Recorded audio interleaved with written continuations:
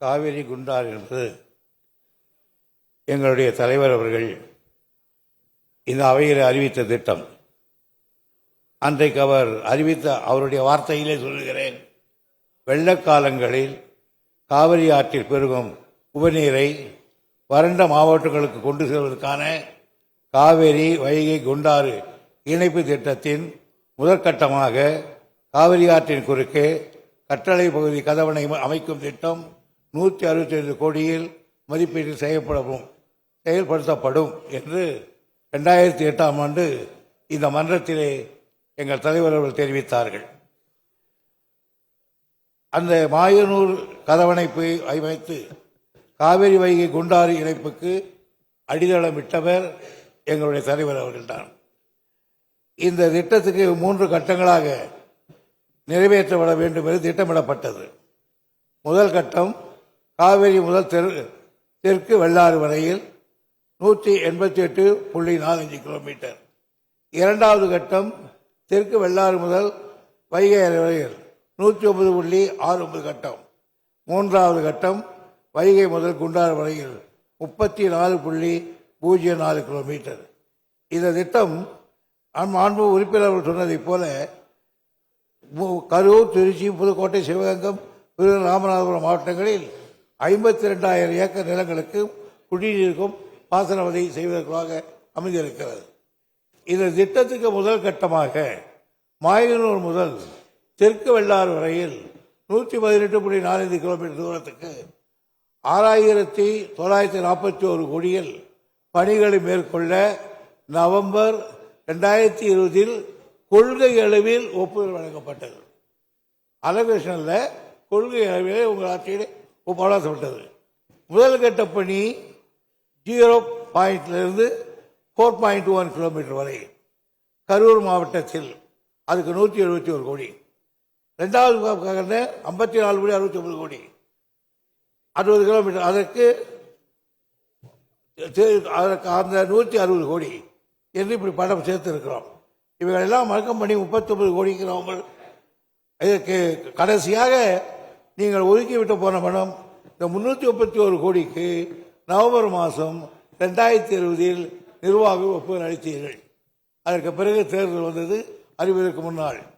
இந்த முதல் திருத்தத்தில் இருக்க 370 கோடிக்கு ஒப்புதல் அளிக்கப்பட்டது.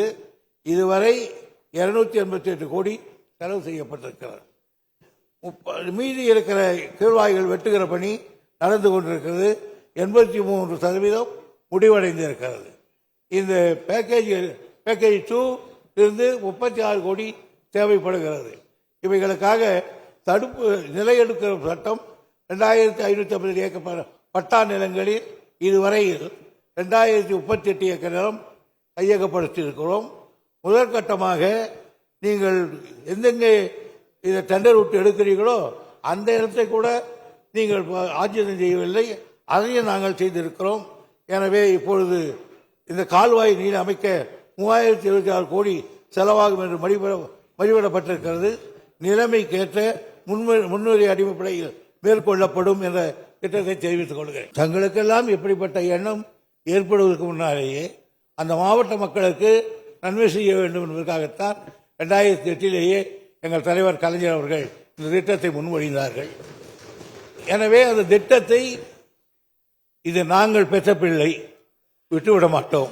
மாண்புமிகு பேரவைத் தலைவர் அவர்களே, இங்கு ஒவ்வொரு சட்டமன்ற உறுப்பினர்களும் 10 பணிகளை வழங்கிட வேண்டும். அதையொட்டி அதை அரசு நிறைவேற்றி தரக்கூடிய அந்த சூழ்நிலையில் தான் இந்த திட்டம் உருவாக்கப்பட்டிருக்கிறது. இங்கு பொதுப்பணித்துறை அமைச்சர் அவர்கள் நல்ல விளக்கம் தந்திருக்கிறார்கள். இருந்தாலும் எதிர்க்கட்சித் தலைவர் அவர்கள் மாற்றுப்பணி தந்தாலும் அதுவும் சாத்தியமில்லை என்று பதில் வருகிறது என்று சொல்லுகிறது. உண்மைதான், நான் மறுக்கவில்லை. இந்த திட்டத்தை பொறுத்தவரையில் 2 மாதத்திற்கு ஒரு முறை நாங்கள் ஆய்வு செய்து கொண்டிருக்கிறோம். முதலமைச்சரை நானே அதை தலைமை தாங்கி ஆய்வு செய்து கொண்டிருக்கிறேன். எனவே கட்சி பாகுபாடு என்று இன்னும் கூட சொல்லணும்னா, ஒரு 6 மாதத்திற்கு முன்பு எதிர்க்கட்சியை சார்ந்த முன்னாள் அமைச்சர் திரு விஜயபாஸ்கர் அவர்கள் எதுவுமே தரல, இந்த திட்டத்தை நிறைவேற்றி தாருங்கள் என்று அவரும் தரல. நாங்கள் மீண்டும் மீண்டும் கேட்டு அதற்கு பிறகு அவர் தந்தார். எனவே கட்சி பாகுபாடு நிறைவேற்றப்படுகிறது. எனவே சாத்தியமில்லை என்று வருகிறது. அந்த திட்டமும் சாத்தியமில்லாத நேரத்தில் தான் அப்படி ஒரு பதில் வருகிறது. எனவே அந்த நிதிக்கு உட்பட்டு சாத்தியப்படக்கூடிய திட்டங்களை தான் நிறைவேற்ற முடியும் என்ற நிலையில தான் இந்த பணியை நிறைவேற்றிக் கொண்டிருக்கிறோம். மற்ற பணிகள் எல்லாம் அந்தந்த துறைகள் சார்பில் நிறைவேற்றும் பள்ளிக்கூட கட்டிடத்தை பற்றி சொன்னார்கள் எதிர்க்கட்சி அவர்கள். அது அந்த துறையின் சார்பில் நிறைவேற்றப்படுகிறது. எனவே அதில் போய் இந்த திட்டத்தை போய் சேர்க்க வேண்டிய அவசியமே இல்லை. எனவே அந்த அடிப்படையில் தான் இதெல்லாம் நிறைவேற்றப்படுகிறது. எந்த கட்சி பாகுபாடு நிறைவேற்றப்படுகிறது என்பதை மீண்டும் இந்த அவைக்கு நான் தெரிவித்துக்